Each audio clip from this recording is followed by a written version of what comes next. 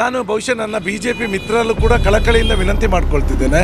ಈ ಚುನಾವಣೆ ಅನ್ನೋದು ಪ್ರಜಾಪ್ರಭುತ್ವದ ನಾವು ಇದನ್ನು ಬಹಳ ಒಂದು ಪ್ರೀತಿಯಿಂದ ಇದನ್ನು ಎದುರಿಸಬೇಕಾಗಿರುವಂಥದ್ದು.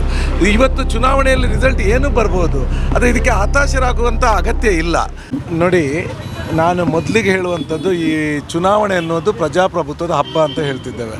ನಾವಿದನ್ನು ಒಳ್ಳೆಯ ರೀತಿಯಲ್ಲಿ ನಾವು ಸಂಭ್ರಮಿಸಬೇಕು, ನಾವು ಪ್ರೀತಿ ಹಂಚುವ ಕೆಲಸ ಮಾಡಬೇಕು, ದ್ವೇಷ ಕಟ್ಕೊಳ್ಳುವಂಥದ್ದಲ್ಲ.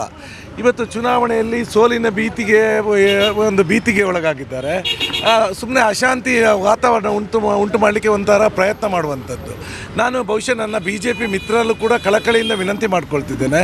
ಈ ಚುನಾವಣೆ ಅನ್ನೋದು ಪ್ರಜಾಪ್ರಭುತ್ವದ ನಾವು ಇದನ್ನು ಬಹಳ ಒಂದು ಪ್ರೀತಿಯಿಂದ ಇದನ್ನು ಎದುರಿಸಬೇಕಾಗಿರುವಂಥದ್ದು. ಇವತ್ತು ಚುನಾವಣೆಯಲ್ಲಿ ರಿಸಲ್ಟ್ ಏನೂ ಬರ್ಬೋದು, ಆದರೆ ಇದಕ್ಕೆ ಹತಾಶರಾಗುವಂಥ ಅಗತ್ಯ ಇಲ್ಲ.